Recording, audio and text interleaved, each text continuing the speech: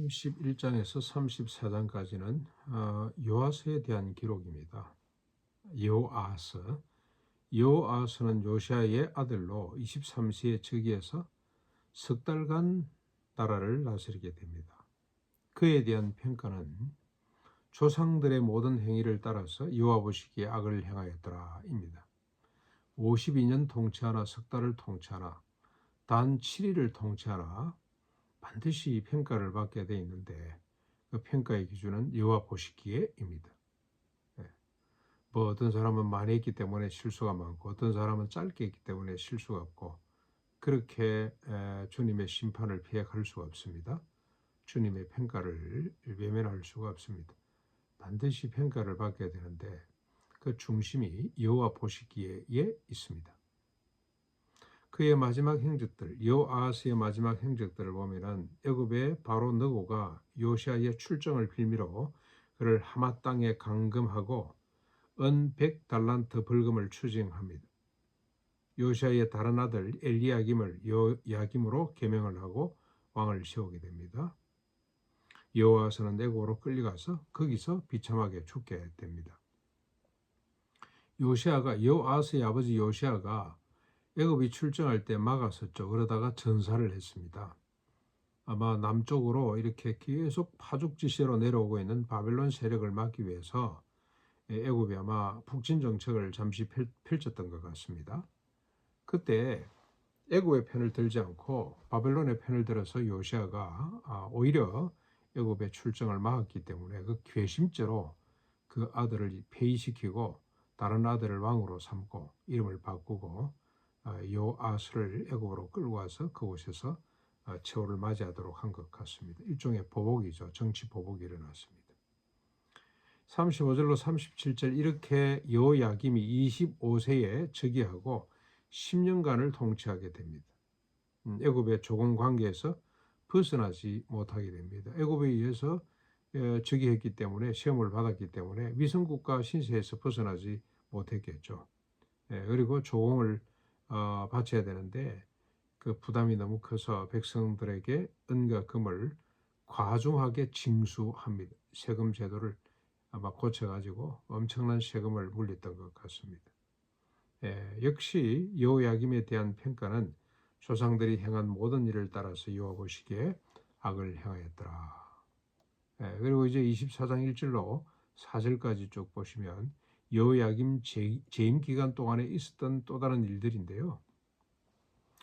먼저 신흥 강국 바벨론이 침략하자 속국이 됩니다. 또 그러다가 3년 만에 바벨론을 배반하자 갈대아, 아람, 모압, 암몬 연합군을 보내서 유다를 멸하려고 합니다. 근데 이는 여호와께서 선지자들을 통해서 예언한 대로 되었더라. 므낫세 죄 때문이죠. 므낫세 죄에 대한 이야기를 합니다.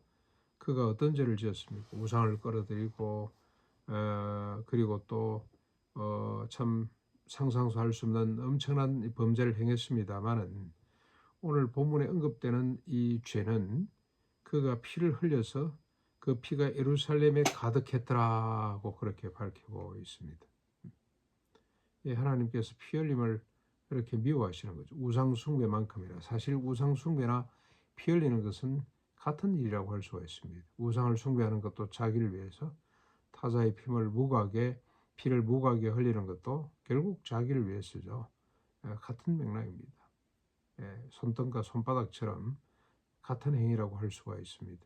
이걸 물어서 하나님께서 심판하시는데 여호야김 때 이런 일이 발생하는 것이 다 하나님의 심판의 한 영역이다고 그렇게 역사는 기록을 하고 있습니다.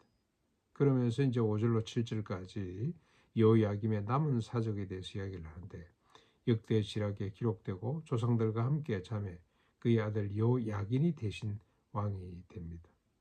당시 국제 정세는 애굽이 다시는 그 나라에서 나오지 못했더라. 왜냐?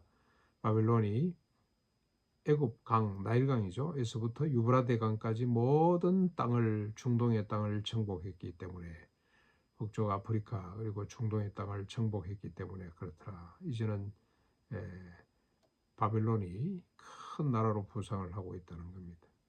예, 역사는 힘의 논리로 돌아가는 것 같습니다만 하나님의 섭리, 하나님의 뜻대로 진행된다는 것을 또 한 번 밝히고 있는 것입니다. 하나님의 뜻대로 돌아가되 어떻게 돌아갑니까? 언약의 백성들을 중심으로. 언약의 백성들은 또 뭡니까? 그 백성들이 제대로 하나님 말씀을 가지고 생명과 진리가 되는 하나님 말씀을 그들이 실천함으로 주변의 국가들을 복되게 하기 위해서 하나님이 그 언약의 백성들을 세워놓으셨는데 그 백성들을 중심으로 역사가 돌아간다는 겁니다. 그 백성들이 제대로 하나님의 뜻을 감당할 때는 그 백성들로부터 시작해서 온 사방 주변 국가들에게 복이 임하고 이 언약의 백성들이 제대로 살지 못하면 그 백성을 중심으로 주변 나라가 혼돈에 빠지게 되는 것이 역사가 우리에게 들려주는 교훈입니다. 역사서를 기록하게 한 목적이기도 합니다.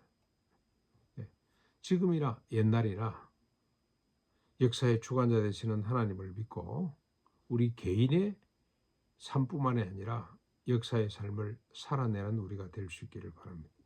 삶의 전 영역에 하나님의 주권을 인정하고 하나님 말씀을 적극적으로 펼쳐내는 우리가 되어야 되겠습니다. 특별히 한국의 교회가 세상의 일에 무관심해서는 안 됩니다. 우리가 세상 속으로 보냄을 받았습니다. 생명의 말씀을 가진 우리가 먼저 복을 받고 우리가 속해 있는 우리가 지금 살아가고 있는 세상과 역사 속에 하나님의 나라 공의와 인애를 펼치라고 우리를 세워놓았다는 이 사실을 잊지 않고 우리가 적극적으로 세상 속에 참여할 수 있기를 주님의 이름으로 축원합니다.